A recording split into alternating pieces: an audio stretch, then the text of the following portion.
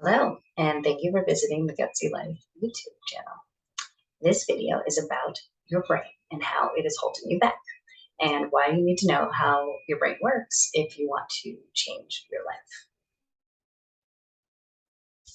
So, I'm going to talk a little bit about the science of your brain. This is not a biology class, and I am not saying that I am a neuroscientist or a brain scientist of any sort, but it's really important to understand a little bit about how your brain functions to understand how to change your mindset and change your life. So, the science is there are two parts to your brain. You have a conscious mind and a subconscious mind. So, the conscious mind is controlled by the prefrontal cortex, and that's a section of your brain located right behind your forehead. And this region is responsible for all of your decision making, self control, willpower, regulating behavior, all of the really good qualities we're looking for. And that area doesn't develop until after puberty. The subconscious mind, however, is fully developed at birth, and it is controlled by the basal ganglia. And this area is responsible for your emotions, your habits and behaviors, basic instincts, anything ingrained or that you perform unconsciously. So your brain has one primary goal, and that is to keep you alive. This is a very honorable goal, but sometimes that goal can be really acting counter to what you are trying to do in life. So the way that your brain is trying to keep you alive is threefold. It scans for threats, it avoids new things, and it focuses on conserving energy. So we'll talk about each of these individually. First of all, scanning for threats. So what is a threat? So a threat is any harm to your physical body or any harm to your place in the social group. So our brain is hardwired for survival. You blame that on 200 plus thousand years of evolution.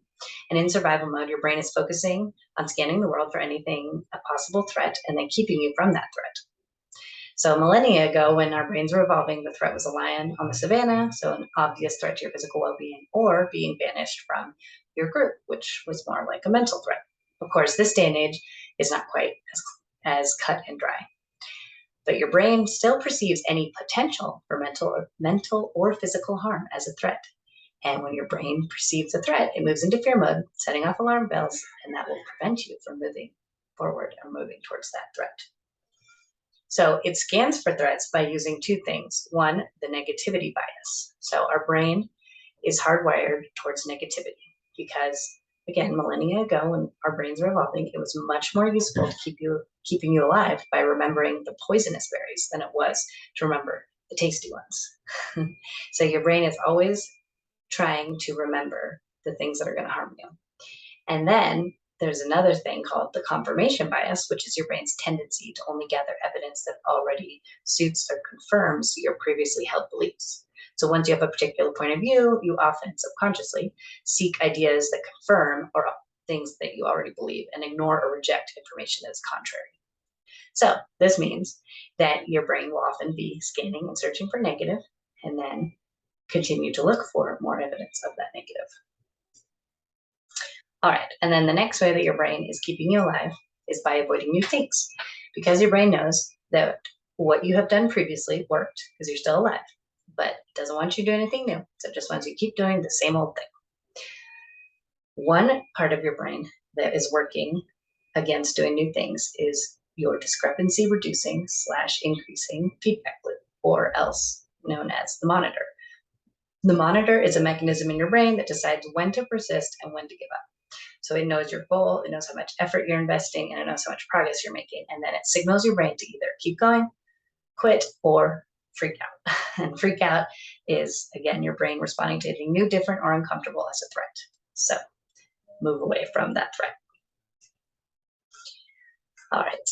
Now, the final way that your brain is trying to keep you alive is by conserving energy. And it conserves energy in two ways. Creating habit loops with neural pathways. This is where limiting beliefs come into play. And by filtering with the reticular activating system. So first we'll talk about neural pathways and habit loops. So your brain wants to conserve energy at all costs. It does this by creating these habit loops. So if your brain has found a path it's traveled before, a neural path, it will travel it again and again because it knows it's safe. And that will create a deeply entrenched habit loop. And that habit loop will then be moved into your subconscious to save energy. So this is super great when it comes to moving your limbs without thinking or breathing, but not great when you've become stuck in some of the same old responses to things. And the other part to remember about that is that once it moves to your subconscious doesn't have any analytical filters, so it believes anything it's told. So that's where you can really get stuck. That's where the limiting beliefs come into play. Then your brain's filter. Your brain's filter is a really important part of understanding your mindset and how to change your mindset. So the reticular activating system, or the RAS, is your brain's filter, and it filters incoming messages, and it only allows all of the messages it deems important through to your higher brain center. So the type of information allowed through the gates determines where your attention will be directed. So this is essential to prevent overload and overstimulation, but it's also important to keep the brain efficient.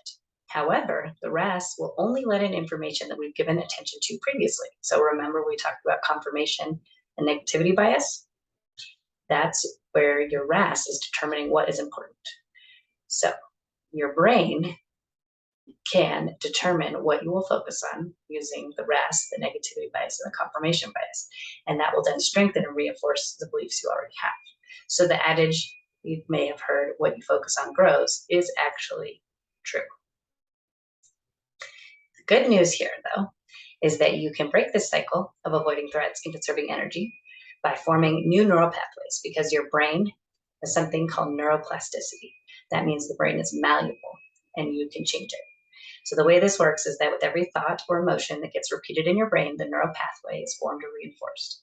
And your brain's a muscle. So when you have the same thought over and over again, that pathway becomes stronger. Or conversely, if you stop thinking about it, it'll become weaker. And over time, it'll either disappear or become automatic. And those thoughts are your actions, and your actions drive your results in life. So if you want to change your brain, change your neural pathways, you need to change what you focus on and change your mindset. And that, in turn, will change your life. So thank you so much for watching the Gutsy Life YouTube channel. And don't forget to subscribe and like.